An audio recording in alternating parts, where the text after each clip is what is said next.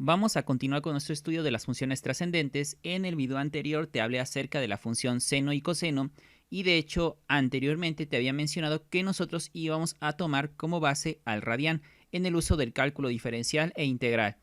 Si tú recuerdas, en un video anterior te mencionaba que existía un sistema que se llamaba sistema circular, que utiliza como unidad de medida el radián. Es decir, básicamente esto es que la medida de un ángulo se está dando en unidades de radio. Es decir, como estamos utilizando el radián, estamos interpretando que la medida de un ángulo se está dando en unidades de radio. ¿Esto qué significa? Que es un número real. Y como yo te mencioné al principio del curso de funciones, las funciones que íbamos a estudiar en este curso son funciones reales de variable real. Es decir, que tanto el conjunto de partida como el conjunto de llegada son conjuntos de números reales. Es por eso que vamos a utilizar como base en cálculo diferencial e integral al radián, porque lo podemos interpretar como un número real, digamos, porque la medida del ángulo se está dando en unidades de radio. Bueno, entonces ahora vamos a continuar con lo que son el resto de las funciones trigonométricas: tangente, secante, cosecante, cotangente. Son las que nos faltan por estudiar. Te voy a dar primero la definición de cada una de ellas, su dominio, su rango, su periodo y si esta es par o impar. Y posteriormente te voy a mostrar gráficamente qué es lo que significan. Iniciamos con la función tangente. La función tangente se define como el seno de teta sobre el coseno de teta. Entonces, si esta es una función, como tú estás observando aquí, podemos visualizarla como un quebrado. Y nosotros sabemos desde nuestros conocimientos previos de este curso de funciones, como hemos abordado en los videos, que cuando yo tengo un quebrado debo evitar que la parte que se encuentra en el denominador, o sea abajo, se convierta en cero. Debemos evitar eso. ¿Cómo lo vamos a hacer? Para ello hay que apoyarnos nuevamente de la gráfica del coseno, porque el que se encuentra aquí abajo es coseno. Debo evitar o debo hacer que coseno de teta sea diferente de cero, ya que si coseno de teta se convierte en cero, aquí vamos a tener una indeterminación porque la división entre cero no está definida. Bueno, entonces, ¿cómo vamos a hacer eso? Observando lo que es la gráfica de nuestro coseno. Si tú observas, te había dicho que la gráfica del coseno es la que está en color azul. Ignora momentáneamente la gráfica en color verde. Entonces tenemos que la gráfica del coseno es la que está en color azul. La gráfica se convierte, o la función se convierte en cero cuando su gráfica toca el eje X. Entonces recuerda esto, cuando una curva toca el eje X, quiere decir que ahí la función que está representando a esta curva se está convirtiendo en cero porque está tocando al eje X y eso implica que su altura en Y es cero, o sea que se convirtió en cero. Observamos donde la toca en cero, en pi medios, sigue avanzando, coseno, la gráfica del coseno vuelve a tocar al eje X en 3 pi medios, seguimos avanzando, no pasa nada, vuelvo a tocar la gráfica, 5 pi medios, sigo avanzando, vuelvo a tocar el eje X, 7 pi medios, sigo avanzando, vuelvo a tocar el eje X, 9 pi medios, luego 11 pi medios, 13 pi medios y así sucesivamente continúo tocando al eje X infinitamente. Porque como te dije, coseno es una función periódica, pero básicamente puedes ir observando un patrón. El coseno, o sea la gráfica en color azul, se convierte en cero cuando toca el eje X, que es en pi medios, 3 pi medios, 5 pi medios, 7 pi medios, 9 pi medios, 11 pi medios y así sucesivamente.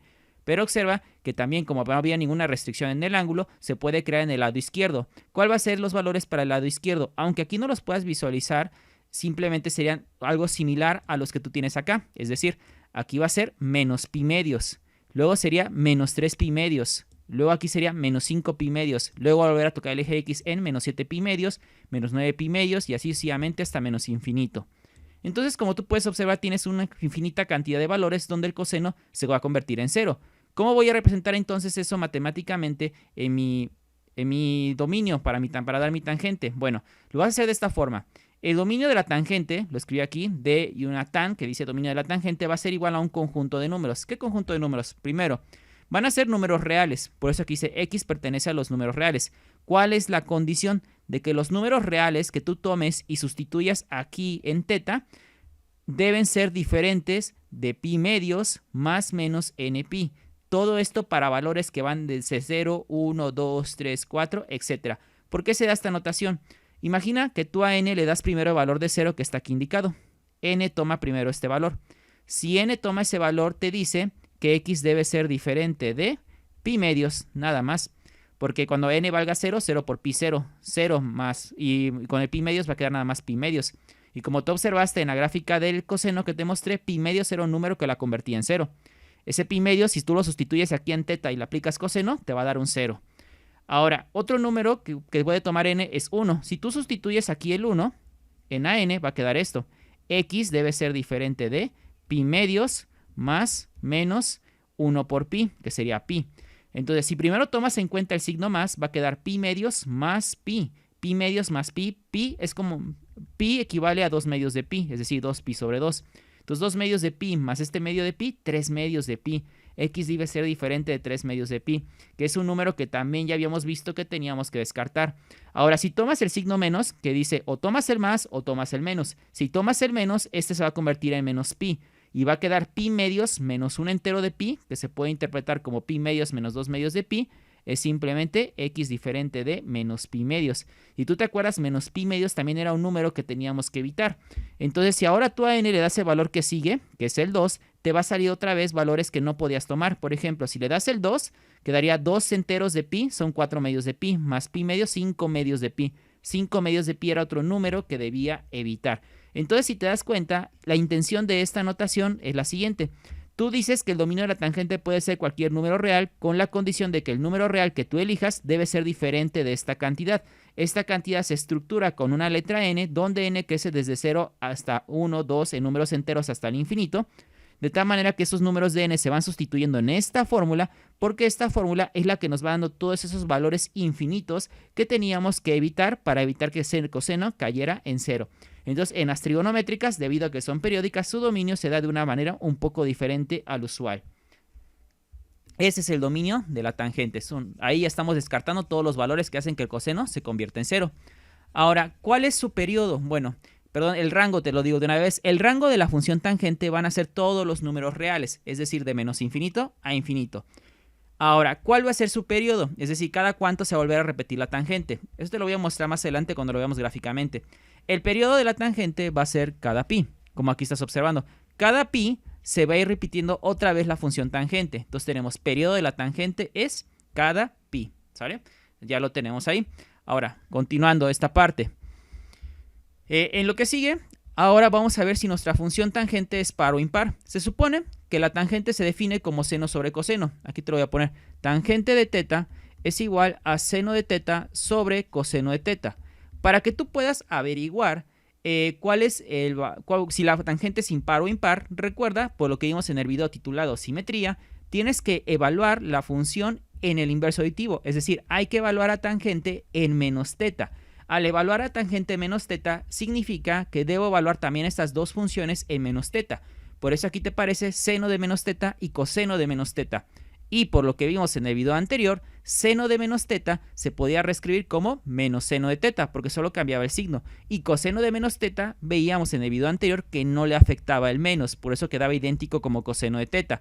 Entonces aquí tú haces leyes de los signos, menos entre más, te va a quedar menos. Seno sobre coseno regresamos a escribirlo como tangente, y quiere decir que si tú evalúas a la tangente en menos teta, te da menos tangente de teta. Y por lo que sabemos de simetría, si queda un signo negativo al inicio de la función, concluimos que es impar.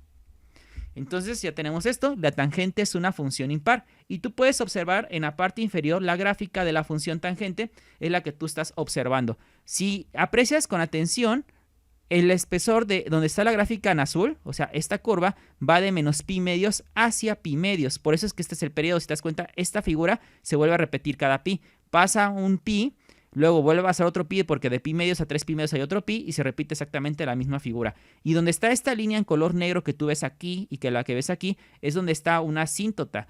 Esto quiere decir que estos valores, de que es pi medios y menos pi medios, estos dos valores no los puede tomar la tangente porque ahí se hacía una indeterminación. De hecho, justamente menos pi medios y p medios los habíamos descartado, así como 3 pi medios y menos 3 pi medios. Por eso es que nuestra gráfica no se conecta aquí porque hay una discontinuidad. Aún no estás muy familiarizado con la palabra discontinuidad, pero eso te lo voy a hablar más adelante, pero básicamente aquí es donde este número no entró en su dominio. Ahora, la otra función que tenemos es la función cotangente. La función cotangente se define como coseno sobre seno.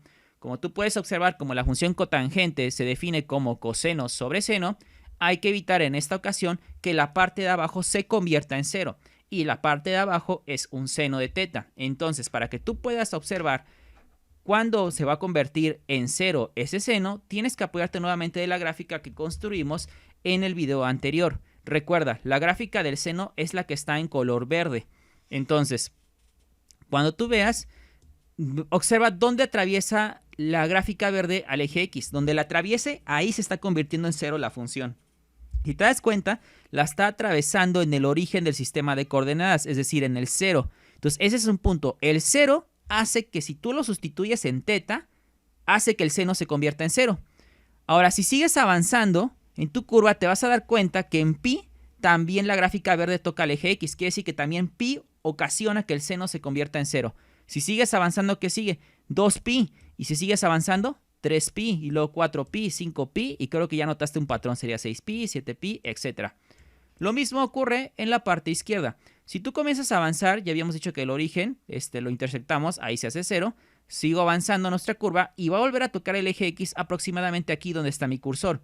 Y ese valor es menos pi. Si tú sigues avanzando, tu gráfica verde vuelve a tocar al eje X y ahora lo va a hacer en menos 2pi. Entonces creo que ya vas a notar el patrón. Los valores en la parte izquierda que hacen que el seno se convierta en 0 son menos pi, menos 2pi, menos 3pi, menos 4pi, menos 5pi, etc. Esos son los valores que hacen que el seno se convierta en 0. Por lo tanto, es claro que todos los números que tenemos que descartar son pi, 2pi, 3pi, 4pi, 5pi, etc. Con ese formato, el 0 y el menos pi, menos 2pi, menos 3pi. Y así sucesivamente. Son los números que tenemos que descartar. Entonces regresamos a nuestra definición de la función cotangente. Y por eso es que el dominio de la cotangente se da de esta manera. Observa, puedo tomar cualquier número real con la condición de que ese número real que yo tome sea diferente de la fórmula más menos npi. Recuerda que el dominio aquí se da como una fórmula porque son infinitos valores debido a que coseno y seno se repiten indefinidamente porque son funciones periódicas. Recuerda que aquí tienes que asignarle cuando tú crees tu fórmula, como aquí está dando una de más menos npi, tienes que especificar para qué valores de n sirven. Aquí se está especificando para qué valores de n sirve esta fórmula. Sirve para valores que inicien en 0, luego que vayan al 1, luego al 2, al 3, al 4 y así sucesivamente.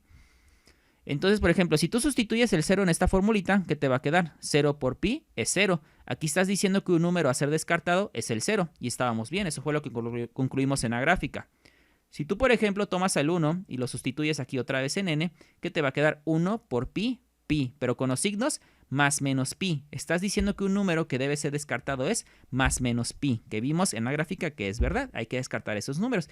Y va a pasar lo mismo con los números que sigan, que son el 2, 3, 4, etc. Entonces, este es el dominio de tu cotangente. ¿Cuál es el rango ahora de la cotangente? Bueno, el rango de la cotangente es este que tú estás observando aquí. Son todos los números reales, menos infinito a infinito. Y el periodo de la cotangente, al igual que la de la tangente, es cada pi. Cada pi se vuelve a repetir la cotangente, por eso el periodo de la cotangente es pi. Ahora, en la siguiente parte vamos a averiguar si la cotangente es par o impar. Para averiguarlo, simplemente otra vez evaluamos a la función en menos teta. Como cotangente se define como coseno sobre seno. Aquí puedo observar coseno y seno evaluados en menos teta, porque es a lo que equivale cotangente. Ya habíamos visto en el video anterior que coseno de menos teta quedaba simplemente como coseno de teta y seno de menos teta quedaba como menos seno de teta. Más entre menos menos, como cotangente evaluada en menos teta es igual a menos cotangente de teta, concluimos que cotangente es impar. Y aquí puedes observar la gráfica de la cotangente. Algo similar a la de la tangente, igual hay puntos que no podemos tomar de los números reales, que es donde brinca. Hay un pequeño salto, digamos, no se conecta a la gráfica porque esos números no los podemos tomar. Otra función trigonométrica es la función secante. La función secante se define como 1 sobre coseno de teta. Si tú observas como la función secante se define como otro quebrado, donde ahora la parte de abajo es el coseno de teta, quiere decir que ahora debo evitar que el coseno de teta se convierta en 0. Debo evitar eso, que el coseno de teta no se me vaya a convertir en 0. Pero si tú observas en la función de la tangente, teníamos en la parte de abajo el coseno y habíamos concluido que el dominio de la tangente era toda esta estructura porque era la que nos garantizaba que el coseno de teta nunca se iba a convertir en 0. Entonces, como la secante se define como 1 sobre coseno, debo tener exactamente el mismo dominio porque el coseno es el que está abajo otra vez. Y aquí está, obsérvalo. el dominio de la secante es este mismo valor, todo este mismo dominio que teníamos en el de la tangente, porque coseno se encuentra abajo. ¿Cuál es su rango? El rango de la secante es el que va de menos infinito a menos 1 con corchete, unión de 1 con corchete hacia infinito. El periodo de la función secante es 2pi, porque como solo está involucrando a la función coseno y sabíamos que el periodo de la función coseno es 2pi, pues por lo tanto, para que se repita la secante, tiene que repetirse el coseno. Y como el coseno se repite cada 2pi, entonces el periodo de la secante es 2pi. Y aquí puedes observar la gráfica de lo que es la secante. Vamos a pasar lo que es la siguiente función trigonométrica, que es la función cosecante. La función cosecante se define como 1 sobre seno de teta. Si tú observas ahora, el que debemos evitar que se convierta en 0 es el seno de teta. Pero si recuerdas la cotangente se definía como coseno sobre seno. Es decir, en la cotangente dimos que este era su dominio porque teníamos que evitar que el seno de teta se convirtiera en 0. Entonces, el dominio de la cosecante debe ser algo similar, o lo mismo de hecho, ese es el dominio de la cosecante, lo mismo que la de la cotangente porque ambas tienen el denominador a seno de teta. Y su rango es menos infinito, menos 1, unión 1, a infinito. Y como la cosecante solo interviene la función seno y la función seno se repite cada 2pi, es por eso que concluimos que el periodo de la cosecante es 2pi. Ahora, vamos a averiguar si es impar. La evaluamos en menos teta. Como solamente es 1 sobre seno de menos teta, recuerda que el seno de menos teta se puede escribir como menos seno de teta, más entre menos menos. Como al evaluar cosecante en menos teta me da menos cosecante, aquí hay un pequeño error, aquí no es menos secante de teta, aquí es menos cosecante, podemos concluir que la cosecante es una función impar. La cosecante es impar y la secante es par, ¿sabes? Porque solo intervenía el coseno. Entonces ahora te voy a dar su significado gráfico en el triángulo de estas funciones trigonométricas.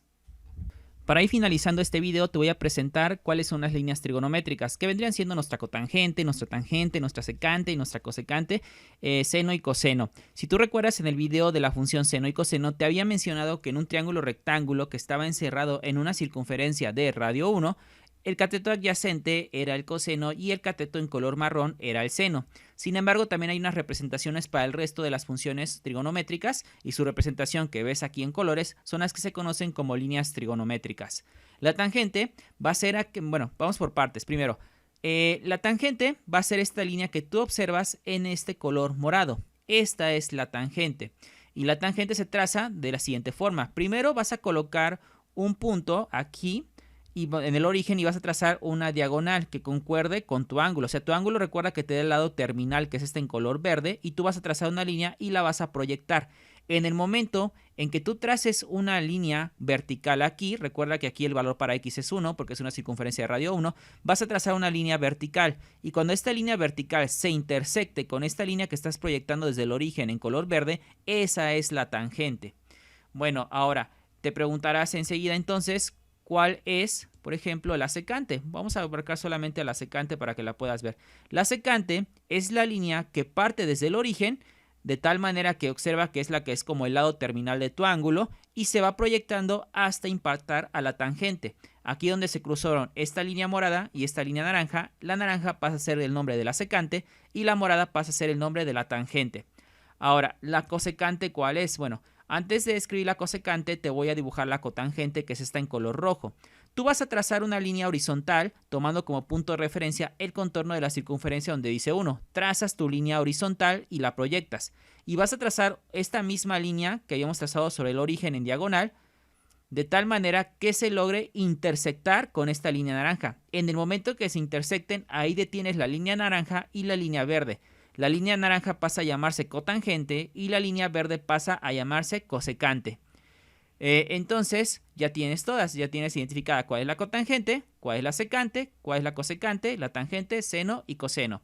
Entonces, si tú observas, estos valores van cambiando según yo vaya moviendo el ángulo. Observa, voy moviendo el ángulo y se van cambiando estos valores. Observa cómo la tangente va subiendo, va subiendo, va subiendo, se va.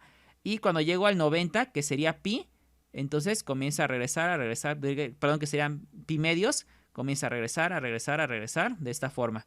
Y ya cuando por fin llego a los 180, que sería pi, comienza a dibujarse otra vez la línea de la tangente, que es la morada. Por eso se dice que su periodo es pi. Y en base a estas alturas, por ejemplo, tú aquí dirías la altura de la tangente, por ejemplo, es 1 y luego vas avanzando y avanzando y avanzando. Es como se van trazando las gráficas que tú vas observando. Si recuerdas cómo trazamos la gráfica del seno y el coseno, eran según las dimensiones, dependiendo del ángulo que tuvieran los catetos. Aquí es igual, dependiendo de las dimensiones del ángulo, son las dimensiones que va a tener tus líneas trigonométricas y son las que van a ir dibujando tu gráfica.